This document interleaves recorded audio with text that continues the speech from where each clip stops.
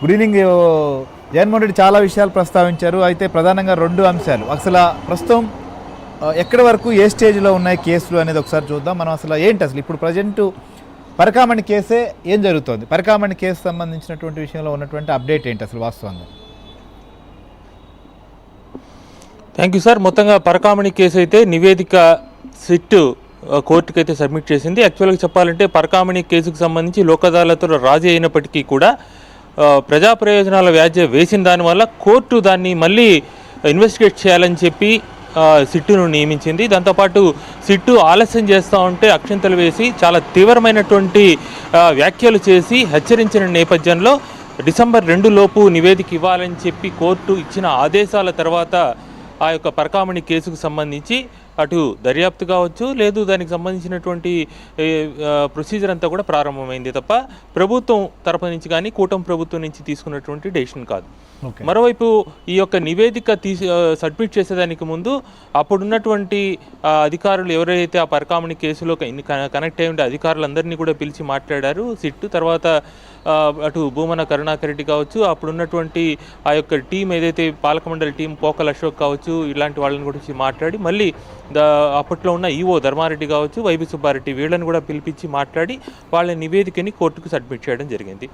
ఈ నేపథ్యంలో ఒక కీలకమైనటువంటి అంశం సింహాచలానికి సంబంధించి కోట్ చేస్తూ మాట్లాడినప్పుడు ఆస్తులు ఎందుకు ఇప్పుడున్నటువంటి వాళ్ళ దగ్గర నిందితులు ఎవరైతే వాళ్ళపైన కేసు పెట్టారు తప్ప వాళ్ళ ఆస్తులు ఎందుకు తీసుకోలేదని చెప్పి ప్రశ్న వేయడం అనేది ఇక్కడ చర్చనీయాంశంగా మారింది. ఒక మాజీ ముఖ్యమంత్రిగా ఉండి ఒక కేసులో ఆస్తులు రాయించుకోవాలి, ఆస్తులు తీసుకోవాలి అనేటువంటి ఏదైతే ప్రక్రియ గత ప్రభుత్వంలో జరిగిందో దాన్ని తప్పుపడుతూ స్వయంగా కోర్టు ఆ యొక్క సిట్టును వేస్తే అదే తప్పుని మళ్ళీ ఇప్పుడున్నటువంటి వాళ్ళు ఎందుకు చేయలేదని ప్రశ్నించడం ఒక చర్చనీయాంశం అయింది. అటు మీడియాలో కావచ్చు, అటు టీటీడీ ఉద్యోగుల్లో కావచ్చు. జగన్ ప్రెస్ మీట్ తర్వాత పరకామణి కేసులో ఎంతగా కొంత అవగాహన లేకుండా మాట్లాడుతున్నారంటే అప్పుడు ఒక ఇదా ఇప్పుడు ఒక ఇదా అంటే అప్పుడు చేసింది కోర్టుకు వెళ్ళి ఉండాలా, కోర్టు ఇచ్చినటువంటి డైరెక్షన్ ప్రకారం నడుచుకో ఉండాలా, అలా కాకుండా ఇష్టానుసారం ఎందుకు చేశారనేది ఇప్పుడు చర్చ జరుగుతుంది. అదే ఈ సింహాచలం విషయంలో కూడా తాము చేసినట్టు తాము ఏదైతే అప్పుడు ఉన్నప్పుడు ఆ రవికుమార్ దగ్గర ఆస్తులు రాయించుకున్నామో అలా ఎందుకు రాయించుకోలేదని చెప్పి ప్రశ్న వేయడం జరిగింది. ఇకపోతే సంబంధించినటువంటి కీలక నెయ్య ఎపిసోడే వస్తే సో బోలేబాబా డైరీ సంబంధించి కావచ్చు, వాళ్ళకి అనుబంధంగా ఉన్నటువంటి సంస్థ మరొకటి కూడా ప్రస్తావించారు. అవన్నీ అప్పటి నుంచి కూడా ఉన్నాయి. సో ఎప్పటి నుంచో వాళ్ళు సప్లై చేస్తున్నారు. లేదా తర్వాత కూడా వచ్చినటువంటి మా పాలన తర్వాత వచ్చినటువంటి కూటమి ప్రభుత్వం వచ్చిన తర్వాత కూడా కొన్ని ట్యాంకర్లు వెనక్కి పంపించారు, మళ్ళీ కూడా వాటిని వినియోగించిన పరిస్థితి. ఇట్లా అసలు ఎక్కడ అప్పట్లో ఉన్న రేట్ ఎంత, ఇప్పుడు తీసుకుంటున్నటువంటి రేట్ ఎంత, అంతకుముందు ఉన్నటువంటి కేజీ నెయ్యి రేట్ ఎంత అనేటువంటి అంశాలని ప్రస్తావిస్తూ అసలు సుబ్బారెడ్డి పవిత్రత, ఆయన భక్తి వాటి గురించి మాట్లాడారు. కానీ ఈ ఎపిసోడ్ని అసలు రాజకీయం చేస్తున్నారు అనేటువంటి అంశంలో ఆయన మాట్లాడడం జరిగింది. అసలు కల్తీ నెయ్యి ఎపిసోడ్లో ఇప్పుడు వరకు ఏం జరుగుతుంది, అసలు అప్పటి నుంచి మొదటి నుంచి ఇది విషయం చర్చకు వచ్చినప్పటి నుంచి ఇప్పటి వరకు ఏం జరుగుతుంది? రాజకీయ కోణంలో విచారణ సాగుతుందా, లేకపోతే సిబిఐ ఈ కేసు ఇన్వెస్టిగేషన్లో భాగంగానే ఎవరినైనా విచారిస్తుందా? అసలు యాక్చువల్గా ఈ కేసుకు సంబంధించి క్రెడిట్ అంతా కూడా పోర్టు కార్మికులకు ఇవ్వాలి. ఈ విషయాన్ని ఎవరు కూడా అటు రాజకీయ నాయకులు కావచ్చు, ఇటు ఎవరు కూడా దాన్ని ప్రస్తావించడం లేదు. నిజంగా చెప్పాలంటే పోర్టు కార్మికులతో అప్పుడున్నటువంటి ఇటీవల ట్రాన్స్ఫర్ అయినటువంటి శ్యామలరావు ఈవోగా ఉన్నప్పుడు ఆయన ఒక మీటింగ్ పెట్టి వాళ్లతో లడ్డు నాణ్యత లేదని విమర్శలు, కాల్ టు ఈవో అంటే ఈవో నేరుగా భక్తులతో మాట్లాడే కార్యక్రమం జరుగుతుంది. ఆ కార్యక్రమంలో లడ్డు నాణ్యత లేదు అనేటువంటి పదే ఆయన దృష్టికి రావడంతో పోర్టు కార్మికులతో మీటింగ్ పెట్టి అసలు ఎందుకు ఇట్లా చేస్తున్నారు మీరు లడ్డునే ఆయన అడగడం జరిగింది. అప్పుడు పోర్టు కార్మికులు ఆ నెయ్యి మారిస్తే నాణ్యత మారుతుందని చెప్పడం ద్వారా శాంపుల్గా ఒక నెయ్యిని కొంత ఇచ్చి లడ్డూలు చేయమన్నారు. అప్పుడు చేసినప్పుడు అప్పటి వరకు ఉన్న బోలేబాబా నెయ్యితో చేసిన లడ్డు పోర్టు కార్మికులు అడిగిన నెయ్యి ఇచ్చిన తర్వాత లడ్డూని చూసిన తర్వాత అటు టీటీడీ అధికారులందరూ కూడా ఆశ్చర్యపోయిన పరిస్థితి. క్వాలిటీ కావచ్చు, దానికి సంబంధించిన టేస్ట్ కావచ్చు, మొత్తం పూర్తిగా మారిపోయింది. అంటే నెయ్యి మారితే ఇంత ఇదిగా మారుతుందా అనేటువంటి ఒక క్లారిటీ పోర్టు కార్మికుల వల్ల వచ్చింది. ఆ పోర్టు కార్మికులు చెప్పిన తర్వాత ఈ ఇన్వెస్టిగేషన్ అనేది ఆ తర్వాత బోలేబాబా డైరీకి సంబంధించినటువంటి నెయ్యి సరఫరాది గుజరాత్ ల్యాబ్కు పంపడం, ల్యాబ్లో ఈ పశువులకు సంబంధించినటువంటి కొవ్వు కావచ్చు, చేప నూనె ఇవన్నీ కలుస్తూ ఉందని నివేదిక రావడం అన్నీ కూడా పోటు కార్మికులు ఇచ్చినటువంటి ఆ యొక్క ప్రశ్న తర్వాత జరిగింది. అయితే ఇక్కడ ఒక కీలకమైనటువంటి 3 అంశాలు మనం ప్రస్తావించాల్సిన అవసరం ఉంది. ఈ సిబిఐ దర్యాప్తు ఇంతకుముందు రామారావు గారు కూడా చెప్పారు, ఇది రాష్ట్ర ప్రభుత్వం నియమించినటువంటిది కాదు, సిబిఐకి సంబంధించి ఇన్వెస్టిగేషన్ ఇప్పటికి కూడా జరుగుతోంది.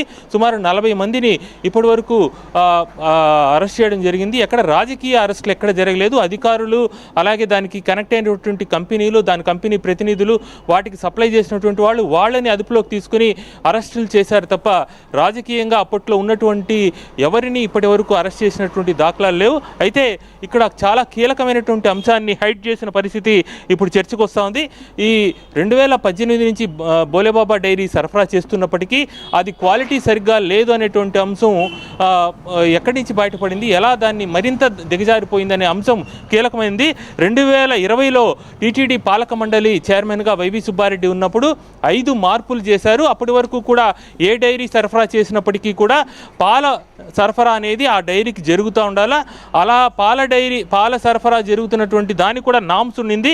అలాంటి నామ్స్ అన్నింటినీ కూడా పక్కకు పెట్టారు. ఆ నామ్స్ నేను చాలా బ్రీఫ్గా క్లుప్తంగా నేను చెప్తాను, దాన్ని ఎలా మార్చారు, దానివల్ల జరిగినటువంటి నష్టం ఏంటి అనేది జగన్ మోహన్ రెడ్డి ఈరోజు ప్రెస్ మీట్లో పూర్తిగా హైడ్ చేసినటువంటి పాయింట్స్ అవి.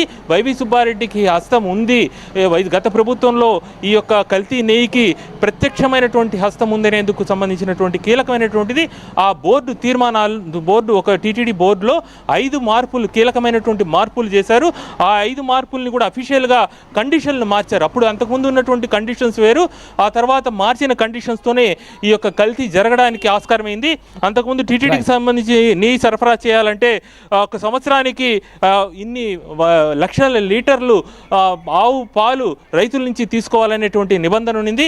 అయితే ఆవు పాలు ఒక డ్రాప్ కూడా లేకుండా, ఒక లీటర్ కూడా లేకుండా కూడా నెయ్యి సరఫరా చేయొచ్చు అనేటువంటి నిబంధనని మార్చారు. దాంతోపాటు వెన్నెని తయారు చేయడానికి సంబంధించినటువంటి ఉన్న నెయ్యికి అవసరమైన వెన్నకి ఎన్ని లీటర్లు, ఎన్ని టన్నులు ఉత్పత్తి చేసే కెపాసిటీ ఆ డైరీకి ఉండాలనే నిబంధన గతంలో ఉండేది. ఆ నిబంధనను కూడా మార్చారు. పాల సరఫరా లేకుండానే కూడా పూర్తిగా ఈ నెయ్యిని సరఫరా చేయొచ్చు అనే నిబంధన పెట్టడం, దాంతోపాటు టర్నోవర్ ఇన్ని కోట్ల రూపాయలు టర్నోవర్ ఉండాలి ఒక డైరీకి అనేటువంటి నిబంధన ఉంది. దాన్ని కూడా పూర్తిగా తగ్గించేశారు. దానివల్ల టర్నోవర్ లేని వాళ్ళు కూడా సరఫరా చేసే పరిస్థితి వచ్చింది. ఇలా చేయడం వల్ల జరిగినటువంటి పెద్ద బ్లండర్ ఏంటంటే పూర్తిగా కెమికలైజ్డ్ నెయ్యి, అంటే నెయ్యి వాసన రావడానికి ఒక కెమికల్, నూకగా ఉండడానికి ఒక కెమికల్, ఆ యొక్క ఎల్లో కలర్గా ఉండడానికి ఒక కెమికల్, తర్వాత ఆ యొక్క జిగటగా ఉండడానికి ఒక కెమికల్, అంటే ఈ కెమికల్స్ అన్నిటినీ కలిపి, అంటే పాలు ఒక లీటర్ కూడా లేకుండా కేవలం కెమికల్స్తో తయారు చేసినటువంటి నెయ్యి తిరుమలకు సరఫరా చేశారు. దానికి కూడా లాస్ట్ పాయింట్ ఒకటి చెప్తాను సార్. ఈ కెమికల్స్ని బోలేబాబాకు సరఫరా చేసినటువంటి వాళ్ళని అరెస్ట్ చేసి దానంతా కూడా సిబిఐ రికార్డ్ చేసింది. రైట్, మీరు అన్నట్లుగా సో ప్రస్తుతం ఈ కేసు సంబంధించి దాదాపు